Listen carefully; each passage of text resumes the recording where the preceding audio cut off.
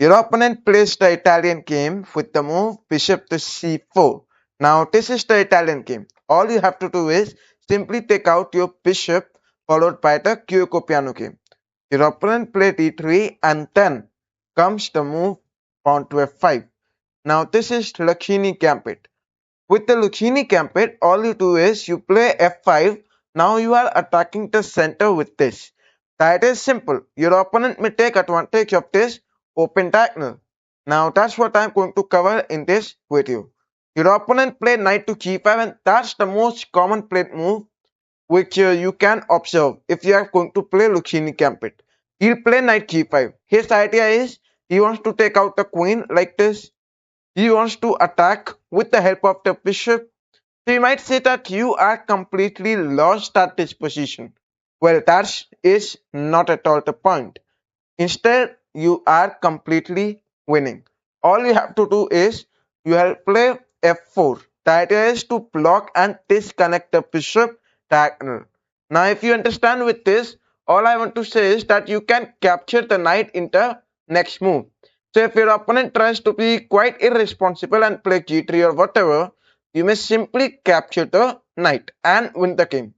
Now, if your opponent lost his knight or whatever, you may simply play knight to f7 and try attacking your queen and the rook. You may play queen x4 followed by the bishop and the queen, attacking the weak f2 pawn. All you have to do is focus on the checkmate. Now your opponent may play something even more better over here, like castling. What happens if your opponent castle? So if your opponent castle, what you may do is simply go on with knight f6. Now with this, you are allowing your opponent to capture this rook, right? Well, so you actually don't care. You just have to give up that rook. Okay, you'll play knight. You'll play d5. The idea will be to push the knight g4. Now the bishop will be supported. So that's why we are going with d5 instead of playing some normal moves like d6 and protecting our pawn. But what we are doing is we are sacrificing the pawn. Your opponent captures it. If we take from the bishop, then still the point is simple. You can still play knight g4 and focus on the checkmate. Otherwise, if we take from the pawn, then what you have to do is you may still play knight g4. Now with this move, you are threatening the checkmate like this. So the queen can easily capture x2 pawn and deliver the mate. So your opponent plays something like x3. What you have to do is continue with knight take on f2. Over here, there is something more important for you to know. The knight is attacking the queen. So whether the rook capture it or white loses the queen, the matter is simple. So if your opponent accepts it and capture, you'll go with queen take on f2 check.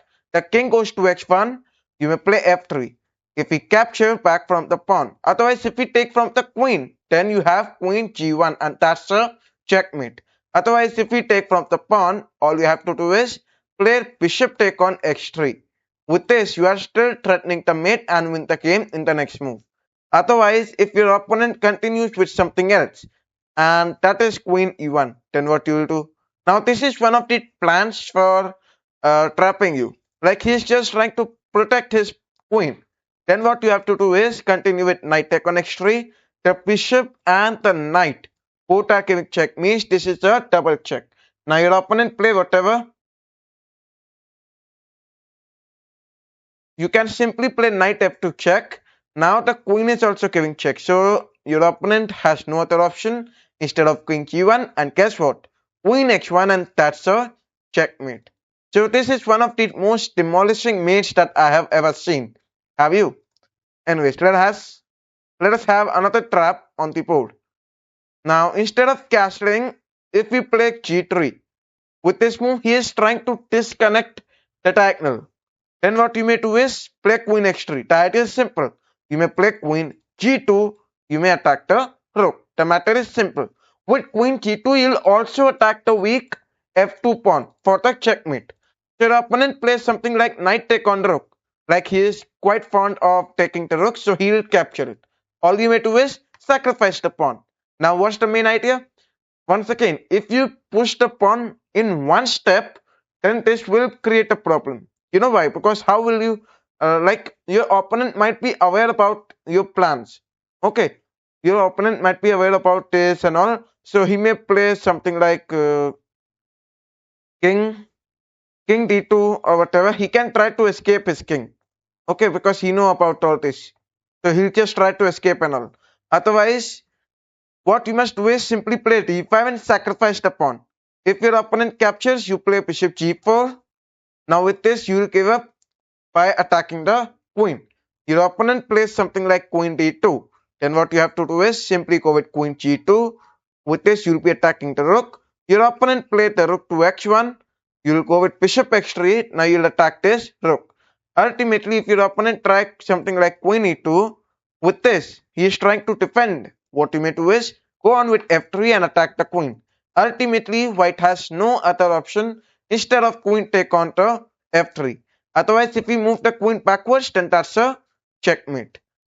Okay, not a checkmate, but still he would lose this game because queen take f2, king c3, and then you may simply play queen d4 checking here. You may push.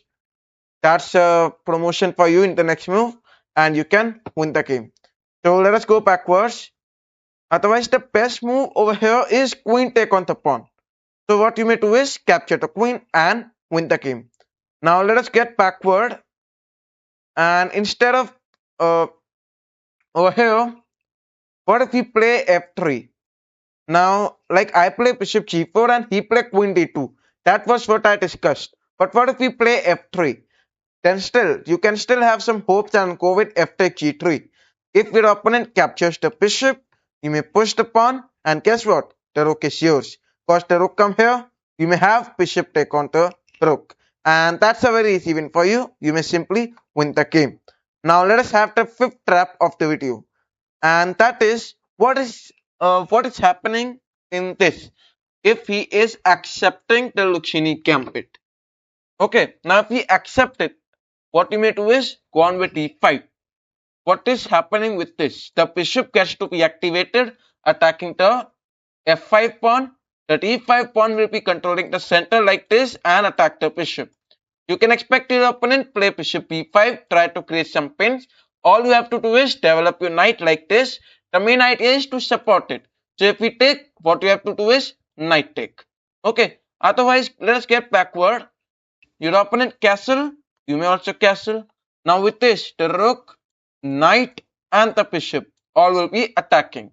So on you can continue your game and easily win this game because this is completely your winning game. Now why am I so sure about this? That this is your victory. How am I so sure? So the main reason is about your piece development. Just go with bishop take and all your pieces are developed. Your central attack and activity at the center is utmost, and also you can attack the king side. Why? Like how can you attack the king side? With bishop take on f5, you can play bishop g4, create a pin with the rook also. So this rook will be helping in attacking the king side. The knights can be used and the queen can be used. So all of this may help you in the winning of your game. Anyway, so if you enjoyed this video, do like the video and thanks for watching.